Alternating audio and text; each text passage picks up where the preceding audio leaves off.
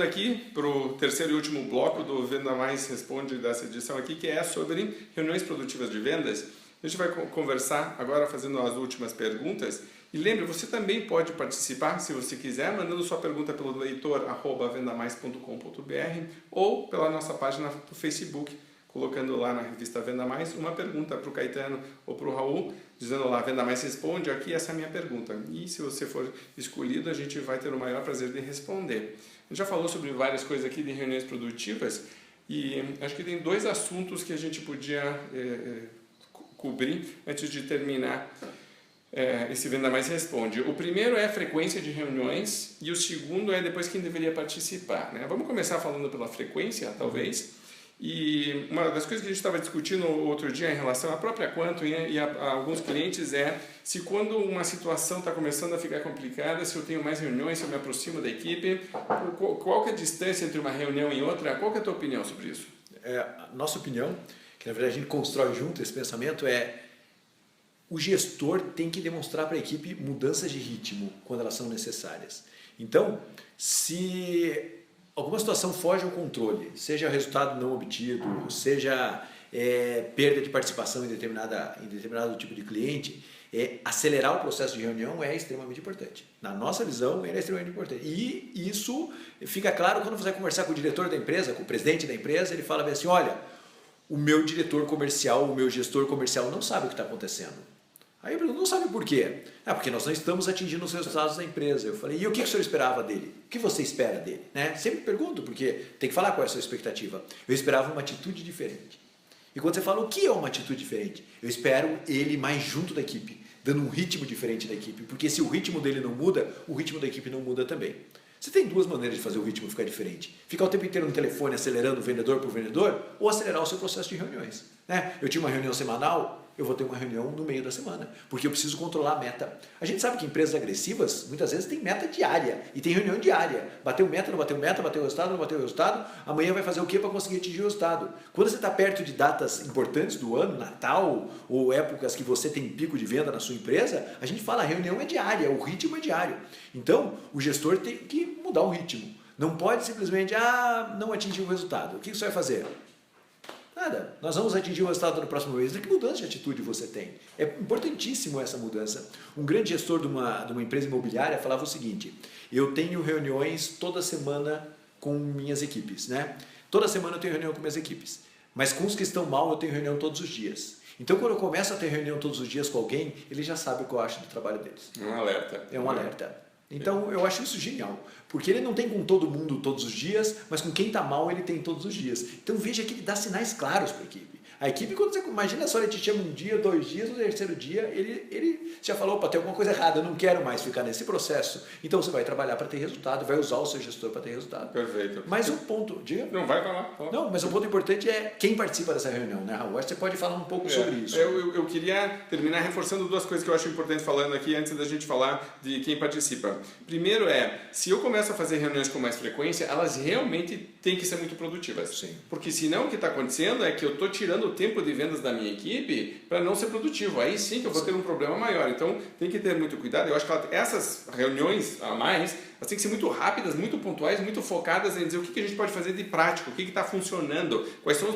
os planos de ação para a gente colocar um ritmo mais intenso para esse resultado. Ele tem que ser muito produtivo, essa reunião. E a segunda coisa que eu queria reforçar é que quando eu começo a ter reuniões com mais frequência com a equipe que não está indo bem, não posso deixar nunca, e você vai concordar, isso aqui, mas é só para reforçar, de que os meus melhores vendedores fiquem no piloto automático simplesmente porque estão indo bem. E aí eu me afasto dos melhores e dou muita atenção para os né? Sendo que muitas vezes o meu melhor resultado está concentrado naqueles melhores vendedores. E eu me afastei deles para cuidar dos que não estão funcionando. Então eu sou particularmente adepto, e a gente pode fazer um outro Venda Mais Responde sobre isso, mas rapidamente, do vendedor ter 3 strikes. Ele vai ser, isso vem lá como que era o nome do cara da GE? Jack Welch. Do Jack Welch, que tinha então as reuniões e você tinha 3 oportunidades de melhoria. Na terceira você já tem que estar num processo quase que de demissão, de desligamento, porque senão eu perco o tempo demais tentando salvar um vendedor, uma vendedora, e no fundo eu estou não investindo o meu tempo, onde realmente eu poderia ter maior resultado. Perfeito. Né? Ótimo. Muito bem. Falando um pouquinho de quem deveria participar, essa é uma pergunta que nos fazem com frequência. Por exemplo, eu acho que tem que participar de uma reunião comercial alguém que seja do marketing, se a tua empresa tiver um departamento de marketing, uma pessoa de marketing. Se tem alguém responsável por se comunicar com clientes, de alguma forma, criando demanda, prospectando, fazendo material, esta pessoa tem que participar da reunião comercial até para comunicar para a equipe comercial o que está acontecendo, qual que é o planejamento e também para ter feedback. Eu não quero esta pessoa, este departamento, numa ilha com ar-condicionado, trabalhando no mundo irreal e os vendedores depois falando uma coisa sobre o marketing. Eles têm que estar juntos. Esses departamentos têm que estar juntos. Se tem alguém de alguma forma ligado à TI, tecnologia, esse é um grande assunto. Esta pessoa tem que estar muito próxima da equipe comercial para entender. Às vezes ela vai simplesmente estar sentada, mas ouvindo. Ela não vai nem abrir a boca, mas ela começa a entender, opa, isso aqui que a equipe comercial está pedindo. Está pedindo um relatório, está pedindo, né? Ela começa a dizer, o sistema está lento, o processo está lento, eu estou perdendo tempo por causa disso. Ótimo, tem que estar junto também, se você achar que for o caso. Se você tem alguém do financeiro que tem números relevantes para mostrar e tem algo para falar, é importante os vendedores lentamente começarem a ser educados como se fossem empreendedores, entendendo os números. Quando eles dão desconto, qual é o impacto disso financeiro na empresa? Isso tem um impacto. Eles têm que entender o que está acontecendo. Quando eles não vendem uma linha, um serviço, uma linha de produtos ou de serviços, isso tem um impacto financeiro.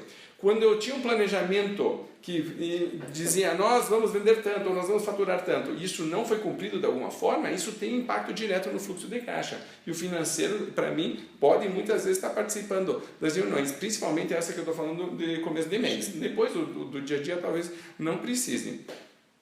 Se tiver alguém de qualquer tipo de pós-venda, um departamento de atendimento que cuida de reclamações, etc., eu gosto muito de ver relatórios de o que está acontecendo, para os vendedores entenderem que a qualidade da venda deles afeta depois o relacionamento com o cliente, que às vezes você tem vendedor que promete e depois, né, é difícil de lidar com isso, tem que ter uma forma de medir.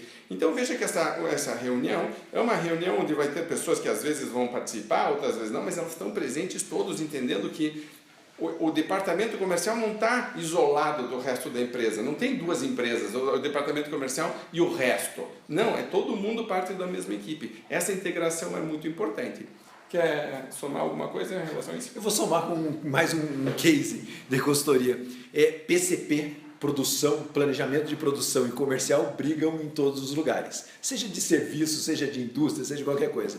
E esses dias o gestor de PCP da empresa, que sempre foi bombardeado por falta de produtos, foi chamado para participar de uma reunião e ele falou assim, a reunião eu gostaria que acontecesse no estoque.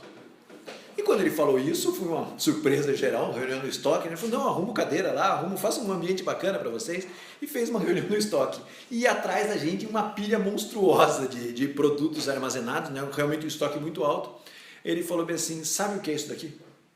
Esse daqui é uma linha de produto que vocês não bateram o mix no mês passado. Que vocês se comprometeram a bater o mix e vocês não bateram.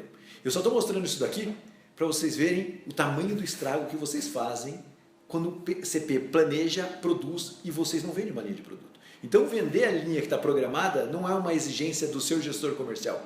É para que não aconteça isso daqui dentro da empresa. Porque isso daqui está tomando espaço de outros produtos que poderiam estar sendo vendidos por vocês e que nós não temos no momento. E veja, isso são metas que foram estabelecidas pelos próprios vendedores. Exatamente. Certo? Então, e é interessante demonstrar isso porque deixa de ser um número na planilha. O número na planilha às vezes é negativo, mas não dói muito, né?